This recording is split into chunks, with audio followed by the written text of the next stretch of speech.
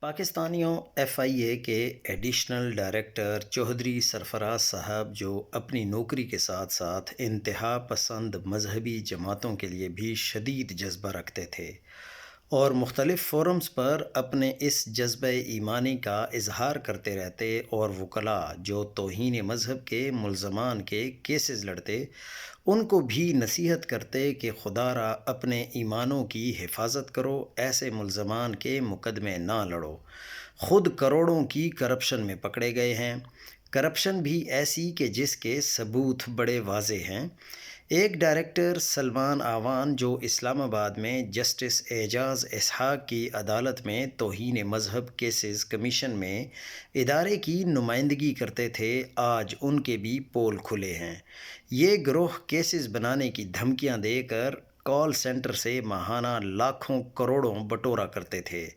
توہین مذہب کیسز میں پھنسے بچوں کے والدین اور رپورٹس کہا کرتی تھیں کہ ملاؤں، وکیلوں اور ایف آئی اے میں موجود ایک گروہ ہے جو بچوں کو ٹریپ کرتا ہے، ان کی جنسی فرسٹریشن کا استحصال کر کے یا نوکریوں کا لالچ دے ان سے غلط کام کرواتے اور پھر بلیک میل کرتے تھے اور پیسے بٹورتے تھے تو لوگ یقین نہیں کرتے تھے۔